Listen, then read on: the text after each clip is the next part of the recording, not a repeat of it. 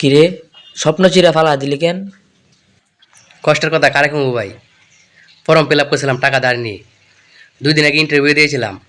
ভাবছিলাম এবার হয়তো চাকরিটা পাবো। আজকে রেজাল্ট দিল। রেজাল্টে আমার কোনো নামই নাই।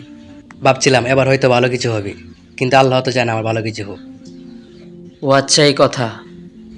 তোমাকে একটা গল্প বলি, শোনো। নবী আইয়ুব আলাইসাল্লামের নাম শুনেছো নিশ্চয়ই।